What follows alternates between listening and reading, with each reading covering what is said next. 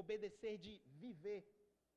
Viver aquilo que Deus tem ministrado sobre as nossas vidas. Viver aquilo que Deus tem colocado sobre as nossas vidas. Viver tudo aquilo que a palavra de Deus pede para que nós venhamos viver. Esse é o caminho. Esse é o caminho para que nós possamos alcançar a graça, a plenitude e o amor de Deus. E logicamente que Deus irá manifestar a sua glória de uma forma muito poderosa no nosso meio. Por isso nós precisamos estar com nossos ouvidos apurados. E meditando hoje à tarde, orando ao Senhor, e meditando, e vendo tudo aquilo que Deus vem ministrando aos nossos corações pelos longos, aí vou dizer aí mais ou menos, período de 2 anos para cá, tudo aquilo que Deus tem ministrado aos nossos corações, e eu fiquei meditando, porque uma das palavras que foram ditas aqui pelo apóstolo é que esse ano seria um ano em que Deus iria requerer algo muito profundo de mim e de você. Que esse ano seria o ano que aquele que não buscasse uma intimidade sólida, uma intimidade profunda com o Senhor, vai sucumbir. Vai sucumbir, mas eu até te digo que isso já vem já de muitos anos. Se nós não adquirirmos essa intimidade, logicamente nós vamos sucumbir. Mas um detalhe importante é porque, diante de tudo isso, ele falou da maturidade. Que sem maturidade, não há como adquirir intimidade. Uma pessoa imatura é uma pessoa difícil de compreender, uma pessoa imatura é uma pessoa que dificilmente ela para ouvir, uma pessoa imatura é uma pessoa que dificilmente vai ter condições de estar à frente de algo. Por quê? Porque ela age imaturamente, age como uma criança. E dificilmente vai conseguir adquirir intimidade, porque para se ter intimidade com Deus é preciso ter maturidade, porque Deus ele fala de uma forma muito profunda conosco. E se nós não tivermos essa maturidade, de forma alguma nós vamos conseguir alcançar essa intimidade. E quando o Senhor criou todas as coisas, uma das ordens que Deus deu para mim e para você era que nós precisávamos e deveríamos dominar sobre todas as coisas. Sobre todas as coisas. E é interessante que falar de domínio é simplesmente falar da vontade de Deus para as nossas vidas. Porque se não há domínio próprio, se nós não conseguimos dominar as circunstâncias, a situação, se nós não conseguimos dominar o sistema a qual o diabo tem implantado sobre o mundo, dificilmente nós vamos ter maturidade e praticamente impossível alcançar uma intimidade.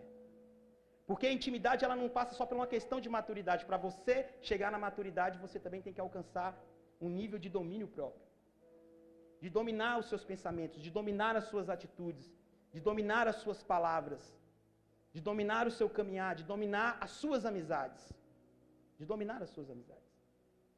E trazendo o domínio, essa questão de dominar, de experiência, trazendo para o mundo material. Hoje, quando você estuda, você faz lá, não sei como é que é, na minha época era prézinho, né, mas eu fazia na minha época, vou falar da minha época, eu não sei como é que está hoje. Fazia o prézinho e tudo, aí chegava aí primeira série, segunda série, você fazia o ensino fundamental, e depois você ia para o ensino médio, aí você estuda, o nome já fala, ensino médio, depois você vai para um nível superior, fazer uma faculdade. E aí você faz a faculdade e tal, e você se forma. Só que o que acontece nesse mundo material? Depois que você se forma, você precisa adquirir experiência. Você precisa dominar a área em que você se formou. E como é que você adquire domínio sobre a área que você se formou? Quando você é empregado, quando você começa a trabalhar, quando você começa a estagiar. Alguns já no meio do curso, né, como o curso de Direito, como os outros cursos, já começam a estagiar para quê? Para ir adquirindo experiência, para ir adquirindo domínio sobre aquele curso que você desejou fazer. No mundo é assim. No mundo primeiro você precisa se formar, adquirir um conhecimento, né? Adquirir um domínio para que depois então você seja empregado. Mas no reino dos céus é diferente. No reino dos céus você precisa primeiro adquirir domínio próprio para depois usufruir do reino dos céus. Para depois crescer, para depois amadurecer. No reino é diferente. Nós não podemos pular etapas. E é interessante que a palavra de Deus diz que é melhor obedecer do que sacrificar. Porque o que adianta, muitas das vezes, nós sacrificarmos a nossa vida com jejum? O que adianta, muitas das vezes, nós sacrificarmos a nossa vida com diversas coisas em prol ao reino, mas não obedecemos a palavra? Faz uma coisa aqui, mas daqui a pouco está fazendo outra ali. Faz uma coisa ali, mas daqui a pouco já está fazendo outra ali. Sabe? Vem para cá, ergue suas mãos, faz uma coisa aqui, mas daqui a pouco já está fazendo outra ali. Eu quero te dizer que diante de tudo isso é melhor obedecer do que fazer sacrifício de todo. E esse obedecer é simplesmente viver. É simplesmente buscar o reino de uma forma profunda e genuína e viver o reino. E obviamente, logicamente, vai ter, mas ele diz o seguinte: é melhor obedecer do que sacrificar. Ele não está falando só obedeça e não sacrifique. Não, não é isso. É melhor obedecer do que sacrificar. Agora, se você conseguir conciliar as duas coisas, obedecer e sacrificar a sua vida diária através de jejum, através de oração, através de leitura da palavra, através de uma busca insaciável, não como um robô que é manipulado ou mandado, mas como alguém que está sedento, que tem sede, vontade de aprender e crescer na palavra de Deus. Quando essas duas coisas se unem, aí, meu irmão, aí é unção e confissão, uma unção explosiva. Aí o negócio flui. Mas, infelizmente, tem pessoas que não conseguem nem sacrificar e nem obedecer.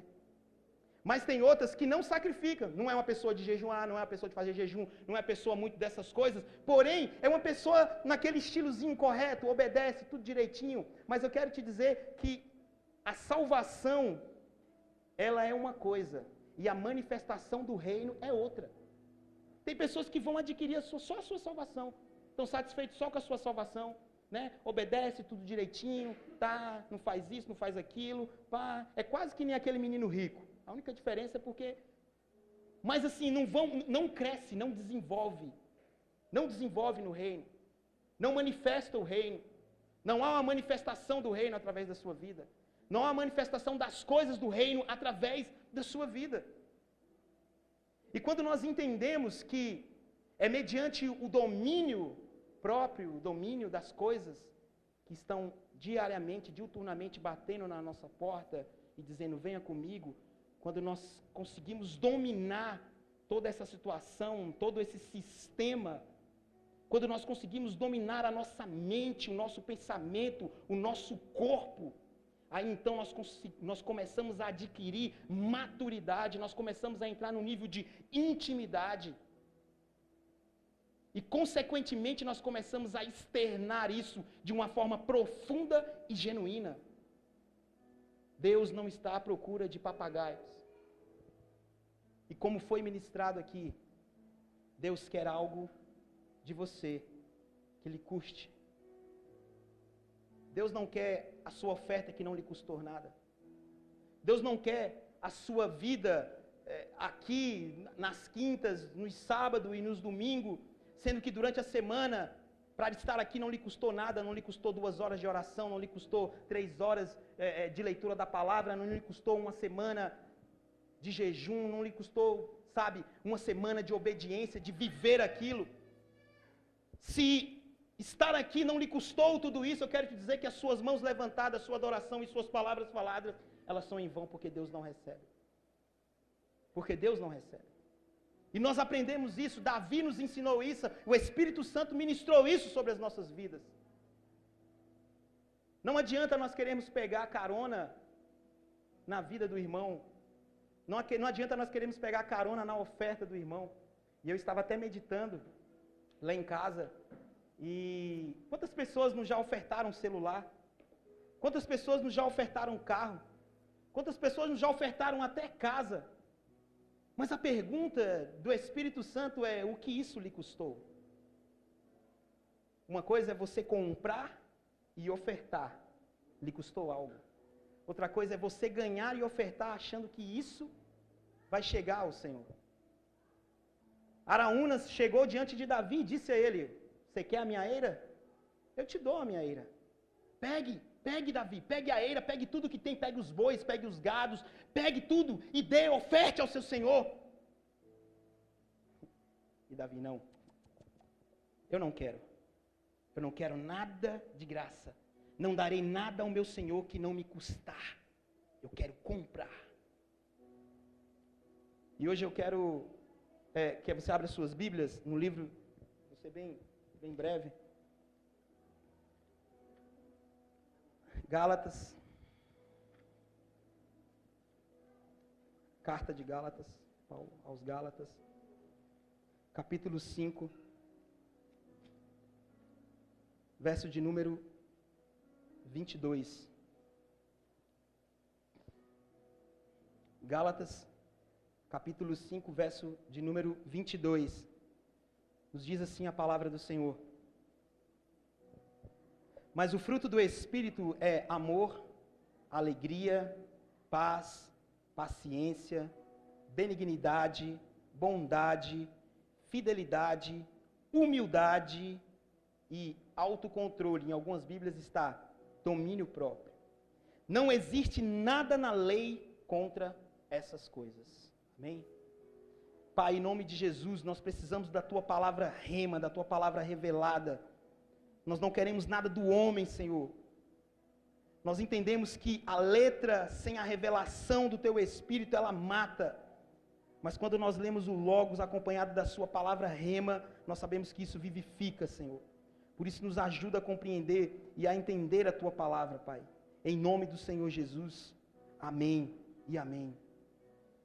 Um dos grandes problemas hoje, irmãos, da igreja é justamente isso. Eu li aqui os frutos do Espírito, mas eu quero basicamente só me concentrar aqui no autocontrole, no domínio próprio, que é um dos frutos do Espírito, dentre outros que nós lemos. Mas um dos problemas hoje da sociedade é justamente isso, é a falta de domínio. É a falta de domínio sobre um governo, é a falta de domínio sobre um país. É um país onde está manchado, sujo pela corrupção, sabe? Onde políticos estão preocupados com, às vezes o cara entrou ali até com um bom coração, até com uma boa intenção, mas durante o percurso do seu mandado, ele foi atraído pelas coisas de mamão, ele foi atraído pela facilidade de poder arrancar, de ter dinheiro, de ter o domínio sobre todas as coisas. E aí o que acontece? Ele então perdeu o domínio sobre o seu pensamento, sobre as suas atitudes e principalmente sobre o seu caráter. E permitiu que isso o corrompesse. E nós vemos que a falta de domínio, ela traz uma falta de equilíbrio. Uma pessoa que não tem domínio é uma pessoa desequilibrada.